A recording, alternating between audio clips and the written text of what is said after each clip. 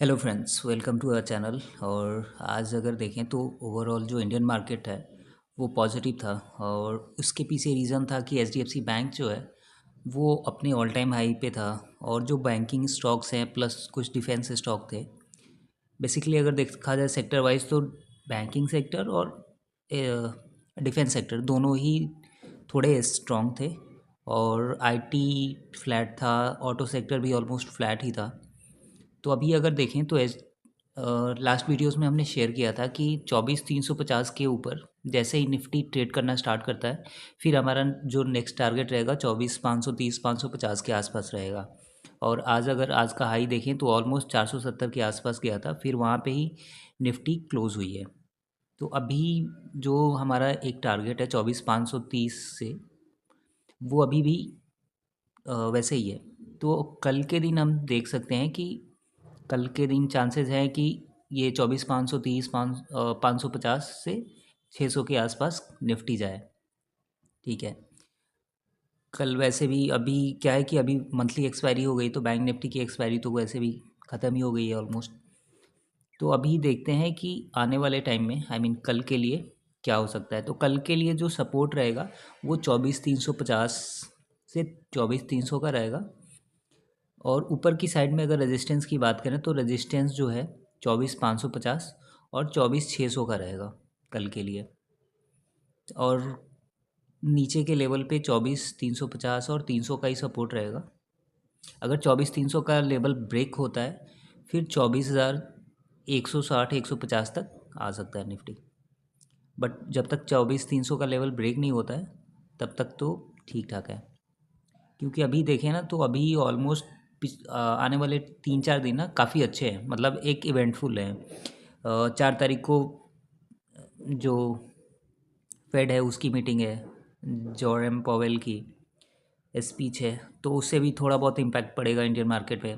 उसके बाद से 6 तारीख को हमारी मॉनेटरी पॉलिसी आने वाली है। और कल क्या है कि कल महाराष्ट्र में सीएम फेस अनाउंस होगा कि कौन सीएम बनेगा, क्योंकि वहाँ पे अभी कन्फ्लिक्ट है, क्लियर नहीं है कि कौन सीएम बनेगा या नहीं बनेगा। खैर उससे तो कोई मैटर नहीं करता है, बट फिर भी। तो अभी देखते हैं कि बैंक निफ्टी कल कहाँ मोमेंटम कर सकता है। बैंक निफ्टी की बात करें तो बैंक निफ्टी में भी जो हमारा टारगेट था 52,700 का, ऑलमोस्ट 800 का, 750 के आसपास, तो वो ब्रेक हो चुका है। वो एक्चुअली आज हिट हुआ। फिर बैंक निफ्टी क्लोजिंग के टाइम पे थोड़ा सा रिवर्स हुई है और क्लोज होते होते 52,660 के आसपास क्लोज हुई है। तो अभी जो इसका सपोर्ट रहेगा वो रहेगा 52,430 के आसपास। और दूसरा जो रहेगा सपोर्ट हमारा 52,200 का। अगर हम रेजिस्टेंस की बात करें तो हमारा जो नेक्स्ट रेजिस्टेंस होने वाला है वो रहेगा 53,000 का और 53,200 का।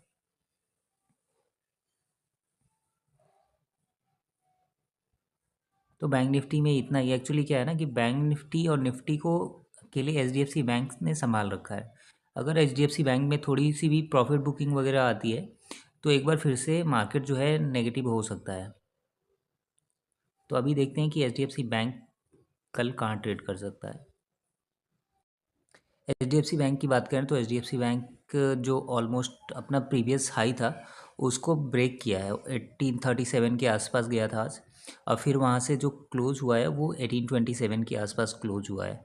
तो कल के लिए जो इसका टारगेट रहेगा वो 1840 का रहेगा फर्स्ट, एंड देन 1850 1860 के आसपास। अगर सपोर्ट की बात करें तो 1820 का सपोर्ट रहेगा इसका, और दूसरा सपोर्ट जो रहेगा 1810 के आसपास रहेगा।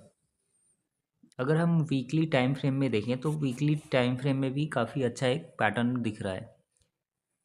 इसका जो प्रीवियस कैंडल था, अगर पिछले 3 वीक से देखें तो हायर हाई बनाते जा रहा है एचडीएफसी बैंक। अगर वीकली कैंडल हम देखते हैं तो ऑलमोस्ट ये 4 साल से अगर हम मंथली कैंडल देखेंगे तो हमें दिखेगा कि ऑलमोस्ट ये पिछले 3-4 साल से ना एक जोन में था। 2020 से 2021 में फर्स्ट टाइम ये हाई बना था इसका।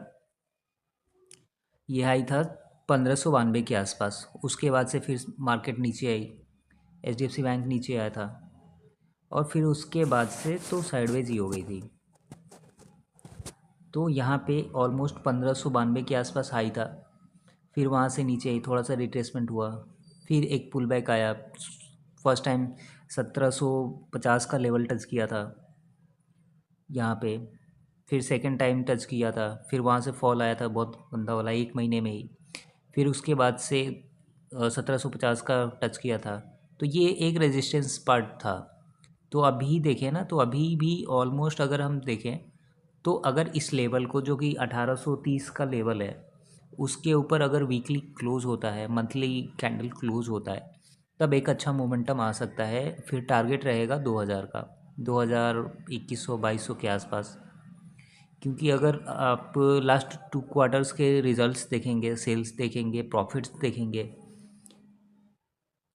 तो आपको दिखेगा कि एक अच्छा खासा प्रॉफिट अर्न हो रहा है। एचडीएफसी के सेल्स बढ़ रहे हैं, प्रॉफिट बढ़ रहे हैं। Q2 में ही ऑलमोस्ट 16,000 करोड़ का प्रॉफिट था इनका। तो काफ़ी अच्छा एक फंडामेंटल है, प्लस टेक्निकल्स पे भी अच्छा दिख रहा है, एक फ्लैग पोल टाइप। तो अगर इस 1830 का लेवल ब्रेक होता है, ब्रेक इन द सेंस कि मतलब वीकली कैंडल क्लोज होता है 1830 के ऊपर, तब फिर इसमें एक अच्छी बाइंग आएगी। फिर 2000 और 2200 के टारगेट के लिए हम जा सकते हैं इसमें। अगर मोतीलाल ओसवाल की बात करें, तो मोतीलाल ओसवाल में आज भी मतलब एक अच्छा मोमेंटम देखने को मिला। 970 के आसपास गया था, फिर वहाँ से 954 के आसपास क्लोज हुआ है। अगर हम देखें तो ये ऑलमोस्ट ही पिछले 20-22 दिन से एक जोन में ही फंसा हुआ था। तो जब तक ये 980-1000 के ऊपर ट्रेड नहीं करता है, तब तक इसमें थोड़ा सा एक कॉशियस रहना ज़रूरी है। क्योंकि जब तक ये 980-1000 के ऊपर ब्रेक नहीं करेगा ना, तब इसमें अच्छा मोमेंटम नहीं आएगा। फिर ये अपना जो इसका प्रीवियस हाई था 1050 के आसपास, उसको ब्रेक करके फिर 1100 और 1150 के लिए जाएगा। एचईजी में हमने बहुत पहले कॉल दिया था, जब ये ऑलमोस्ट स्प्लिट नहीं हुआ था, तब की बात बता रहा हूँ। एचईजी और ग्रेफाइट इंडिया दोनों में हमने कॉल दी थी। और एचईजी अभी स्प्लिट हो चुका है, आज ऑलमोस्ट 14% के आसपास ऊपर था। इसका टारगेट हमने 2400, ऑलमोस्ट 2500 का रखा था, और 4600 का। ये एक्चुअली 8000 का शेयर हुआ करता था, बाद में अभी स्प्लिट हुआ है। तो इस रीज़न से आज इसमें काफ़ी अच्छी एक वॉल्यूम दिखी है, ऑलमोस्ट 15% के आसपास ऊपर था। ग्रेफाइट इंडिया में भी हमने टारगेट्स दिए थे, ऑलमोस्ट 700 के, 700 तक गया था, बट वहाँ से एक बार नीचे की तरफ आ गया था। आज भी इसमें ऑलमोस्ट 9-10% के आसपास एक ऊपर था, 9-10% के आसपास, 570 के आसपास क्लोज हुआ है। तो आने वाले टाइम में अभी रिसेंटली देखें ना, तो जो इसका रिसेंट हाई है 700 का, वो ब्रेक करेगा। और जो अल्टीमेट टारगेट है वो 1080 का है। और अभी हाल फिलहाल के लिए हमारा जो नेक्स्ट टारगेट रहेगा वो 700 और फिर 800 का रहेगा। अगर रिलायंस इंडस्ट्री की बात की जाए, तो रिलायंस इंडस्ट्री मंथली कैंडल पे बाइंग की तरफ जा रहा है। और अगर ये मंथली कैंडल 1330 के ऊपर क्लोज होता है या फिर ट्रेड करना स्टार्ट करता है, तब फिर इसमें क्या होगा कि इसमें एक सपोर्ट बन जाएगा यहाँ पे 1280 के आसपास। और फिर वहाँ से एक अच्छा मोमेंटम मिल सकता है 1350 1360 तक जाने के लिए। अगर हम वीकली कैंडल भी देखें, तो वीकली कैंडल में भी हमें दिखेगा कि ऑलमोस्ट यहाँ पे एक डोजी बना था। फिर उसके बाद से जो सेकंड कैंडल बना है वो काफ़ी अच्छा है, काफ़ी वॉल्यूम है। तो इस रीज़न से आने वाले टाइम में रिलायंस में भी एक बाइंग दिख सकती है 1350 और 1375 के टारगेट के लिए। क्योंकि ये जो जोन था ना 1220 से लेके 1280 का, यहाँ पे मल्टीपल टाइम सपोर्ट और रेजिस्टेंस की तरह काम किया है। पहले 2022 में रेजिस्टेंस की तरह काम करता था, बट अभी सपोर्ट की तरह काम कर रहा है। अगर हम मैजडॉक सिप की बात करें, तो ऑलमोस्ट ये 3% के आसपास ऊपर था। और आने वाले टाइम में ये इसका जो प्रीवियस हाई था 5600 का, वो भी ब्रेक होने के चांसेस लग रहे हैं। क्योंकि अगर वीकली कैंडल देखें, तो पिछले 3 महीने से, आई मीन 3 वीक से काफ़ी अच्छा वॉल्यूम दिख रहा है। और फिर से लग रहा है कि मतलब जो एक डिफेंस सेक्टर में सेलिंग दिख रही थी, अभी वो बाइंग हो रही है।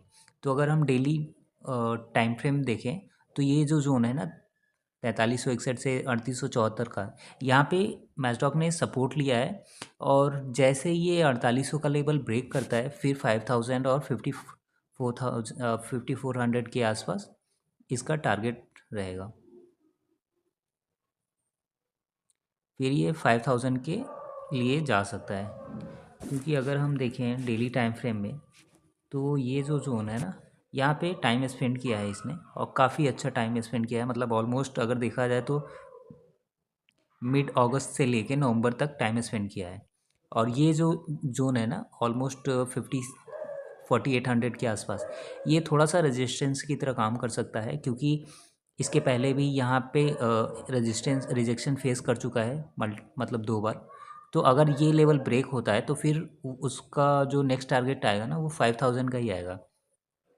तो 4800 जैसे ब्रेक होगा तो फिर इसमें 5000 और 5400 के लेवल्स के लिए ये जाएगा टारगेट्स के लिए।